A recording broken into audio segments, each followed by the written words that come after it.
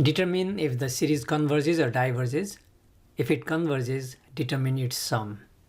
So we got sum and from 1 through infinity of this one.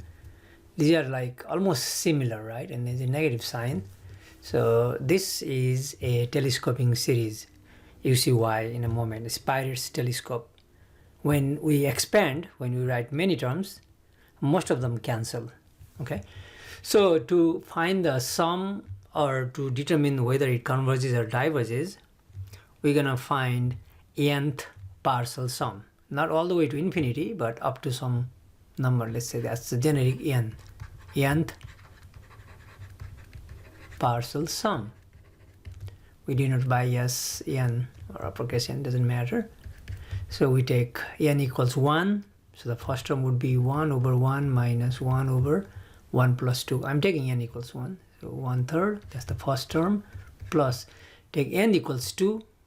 I'm going to write 1 over 2 minus 1 over 2 plus 2, 4. Okay.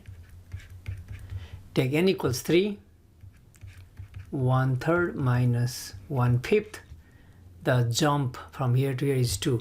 So you want to write many terms so that you get a better idea. Okay. Plus the next term would be what? 1/4 minus 1/6. Right? And let's try to write down n. This is the nth term anyway. So the nth term would be 1 over n minus 1 over n plus 2. Okay, that's just that one. That's the nth term. Let's write down previous term, n minus 1. So this is when n equals n. Okay, let's take n equals n minus 1. Okay, so that's why we sometimes use uppercase n. Anyway, this is when we take n minus 1 means this will be then 1 over n minus 1 plus, sorry, there's a minus n minus 1 plus 2. What is that? N minus 1 plus 2 is n plus 1. This would be 1 over n plus 1. So we are trying to determine nth partial sum, so we wrote a bunch of numbers here, and you can start seeing there will be a lot of cancellations. Like 1/3 is here, 1/4 is here, 1/5. We did not write the fifth term, but this would be 1 over 5 minus 1 over 7. This would also cancel. And looking at this one, 1 over 1 and 1 over 2, these two terms survive.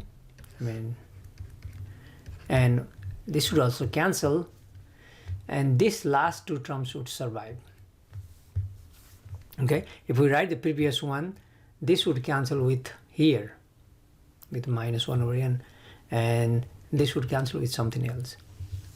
What happens is when there is a jump, like n to n plus 2, it's a jump of 2. That means we have first two terms, first term first and then second term first. So we'll have first two terms surviving and last two terms surviving, that's with the negative. From the first part, we have two terms, and from this one, from the second term, we'll have two terms. Okay, you can expand and you can figure out writing many terms. That will be the case. So we are left with 1 over 1, which is 1, plus 1 over 2, minus 1 over n plus 1 minus 1 over n plus 2. So this one always the last term, and then since the jump is 2, one more. Okay, that's the nth partial sum, but we have to go all the way to infinity. Then the sum is, in fact, we take the limit as n goes to infinity. Sum is limit as n goes to infinity of this one.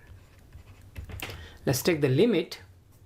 1 over 1 is when n goes to infinity, it has no effect, just 1 plus 1/2 minus 1 over infinity plus 1 infinity means 0 minus 0.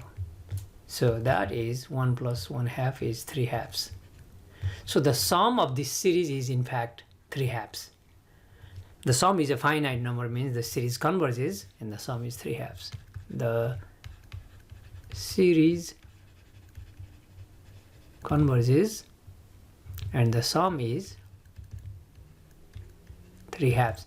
If it comes out to be infinity, then the series diverges.